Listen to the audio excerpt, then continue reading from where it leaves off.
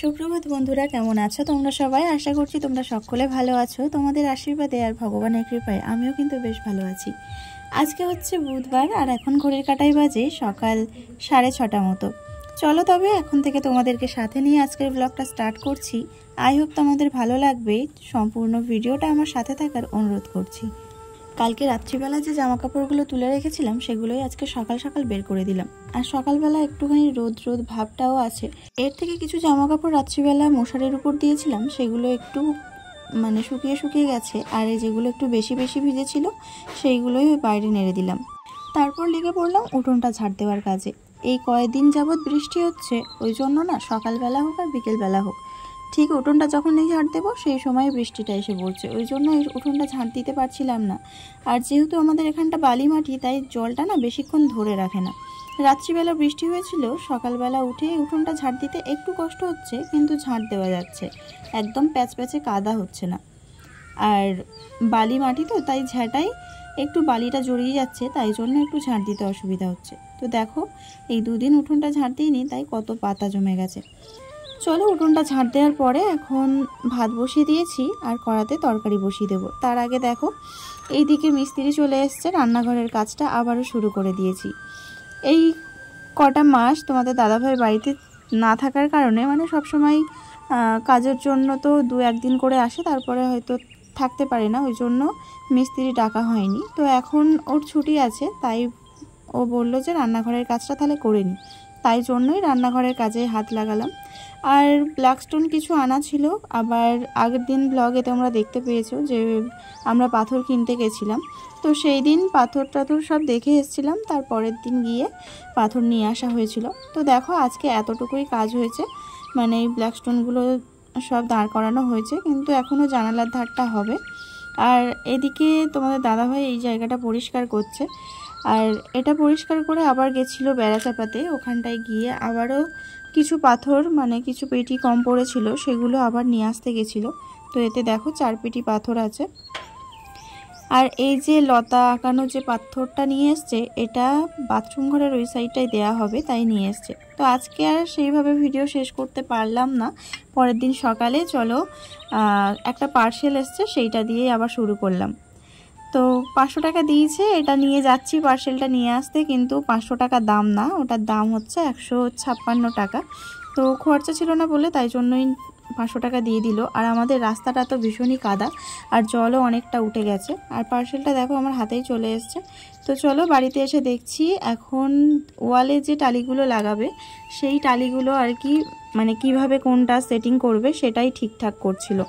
তো যেহেতু প্রথমে গেছিলাম কাপ প্লেট নেব না ভেবেছিলাম, কিন্তু রান্নাঘরের জন্য তো ভাবলাম এটাই হয়তো ভালো লাগবে। তো এই টালিটা কেমন লাগছে অবশ্যই কিন্তু কমেন্টে জানাবে। আর এটা লাগানোর পরে তো অবশ্যই দেয়ালের লুকটা অনেকটাই চেঞ্জ হয়ে যাবে। তো চলো ওরা সেটিং করতে থাকুক। আর এইদিকে দেখো মশলা মাখানো চলছে, এই টালিগুলো বসানোর জন্য যে মশলাগুলো লাগবে সেইটাই বসানো চলছে। আর হঠাৎ করে না খুব জোরে বৃষ্টি চলে এসছে, আর সেটাই তোমাদের সাথে দেখাচ্ছিলাম। আর এই দেখো একটু জুম করেই দেখাচ্ছি, একটা কুড়িতে একটা ঝিঝি পোকা কিভাবে আঁকড়ে ধরে রয়েছে এই বৃষ্টির মধ্যে। বৃষ্টিটাও কিন্তু খুব জোরে হচ্ছে, আর এদের থেকেই একটা করে শিক্ষা না আমি পেয়ে থাকি। যেমনটা আজকেও একটা কথা ভেবে নিলাম যে এত বৃষ্টি ওদের কাছে তো খুব একটা কঠিন পরিস্থিতি, তাই না বলো? এইরকমই মানুষের জীবনেও অনেক কঠিন পরিস্থিতি আসবে, অনেক বাধা বিপত্তি আসবে, কিন্তু সেগুলোকে ঠান্ডা মাথায় তার মুখোমুখি হয়ে লড়াই করে যেতে হবে। মাথা গরম করলে কোনো কাজই সম্পূর্ণভাবে সফল হয় না। তো এটাই আমি শিক্ষা পেলাম। তারপরে দেখো যে পার্সেলটা আমি নিয়ে এসেছিলাম, সেটাই হচ্ছে একটা ঘড়ি অর্ডার করেছিলাম। তো এই ঘড়িটা হচ্ছে অয়নের জন্য অর্ডার করেছিলাম, কিন্তু এই ঘড়িতে না টাইমটা ঠিকভাবে সেটিং হচ্ছে না, কিছু একটা প্রবলেম আছে, সেটিং করতে পারছি না। 2-3 জনের কাছে দিয়েছিলাম, তারাও পারছে না, তাই দেখি ঘড়িটাকে আবার রিটার্ন করব। আর দেখো আজকে কিন্তু এতটুকুই কাজ হয়েছে, এই ওয়ালে তার টালিটা বসানো হয়েছে, এখনও অনেকটাই কাজ বাকি আছে। আর যতটা পেরেছি এগুলো পরিষ্কার করে রেখেছি। আর আজকে বৃহস্পতিবার বাজার আছে, তাই বাবা গেছিল বাজারে। আর বাজার থেকে কি নিয়ে এসছে সেটা নয় তোমাদের সাথে পরেই শেয়ার করছি। আর দেখো এখানে কিন্তু আরও কিছু পরিষ্কার করার বাকি আছে, মানে শুধু সানসেটগুলোই পরিষ্কার হয়েছে। আর এই ফ্যানটার থেকে অতিরিক্ত ধুলো বেরোচ্ছে। প্রথমে কাপড় দিয়ে ঝাড়ছিলাম, কিন্তু সেই কাপড় দিয়ে ঝাড়াতেও কিছু হচ্ছিল না, তাই ঝাঁটা নিয়ে একটুখানি উপর দিয়ে ঝাঁটিয়ে দিলাম। আর মেঝেটাকেও না মুছতে হবে, দেখো কেমন সাদা সাদা হয়ে গেছে, পা দিলেই পায়ের ছাপ পড়ে যাচ্ছে। এখানে তো শুধু সিমেন্টের কাজ হয়েছে ওই জন্যই। আর তোমাদের দাদাভাই এখন জিলিপি খেতে বসে গেছে, আমি বলছি একা একাই খাচ্ছে, আমাকে দিচ্ছে না, ওই জন্যই আমাকে একটুখানি দিয়েছে। দিয়ে আর তোমাদের সামনে দেখো কী সব বলছে, কিন্তু আমি এখানটায় ভিডিওটা মিউট করে রেখেছি, কেননা অনেকটাই মানে বাজে আওয়াজ হচ্ছিলো ওই জন্যই।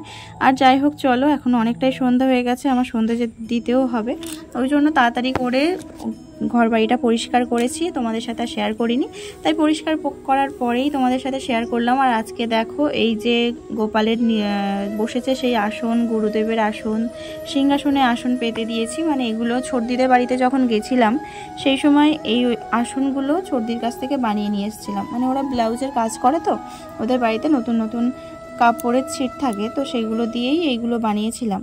তো চলো, আজকে বৃহস্পতিবার যেহেতু, তো একটু সন্ধেবেলা করেই না আমি ঘট বসাই, সকালবেলা করে ঘট বসাই না, কারণ লক্ষ্মী পুজোর বইতেই লেখা আছে যে সন্ধেবেলাতেই পুজো দিতে হয়। তো তাই জন্য সন্ধেবেলা করেতেই ঘট বসিয়ে আর পুজো দিই। তো প্রথমে ঠাকুরঘরে এসে ফুলগুলো তুলে নিলাম, বাসি ফুল যেগুলো সকালবেলা দিয়েছিলাম, তো সেই ফুলগুলো তুলে নিলাম, নিয়ে তারপর একটু প্রদীপ ধরিয়ে নিলাম, মানে সন্ধ্যের কাজটা সেরে নিয়ে এবারে ঘট বসিয়ে দিচ্ছি। আর আলাদা করে একটা পাত্রে চাল দিয়েছি, আর একটা কাঁচা টাকা মানে 1 টাকা, আর পান সুপারি এগুলো তো লাগে, আর পান সুপারি অবশ্যই একটুখানি করে সিঁদুরের ফোঁটা দিয়ে নিয়েছি। আর ঘটে যে ফুলটা দিলাম ওতে একটা তুলসী পাতাও দিয়ে দিলাম। আর আজকে যেহেতু আমার বেলপাতাটা তুলতে মনে নেই, তাই জন্য আর বেলপাতা দিলাম না। এদিকে ধুনোটাও ধরিয়ে নিচ্ছি, তো পাটকাঠি করে একটু আগুন নিয়ে তারপরে ধুনোটা ধরিয়ে নিলাম, তো ওতে করে না ধুনো ধরালে অনেকটাই তাড়াতাড়ি ধরে যায়। তারপরে প্রসাদ দিয়ে দিয়েছি, দিয়ে তার মধ্যে একটা করে তুলসী পাতা দিয়ে দিলাম, আর সবাইয়ের চরণে একটু করে ফুল দিয়ে দিয়েছি। তারপরে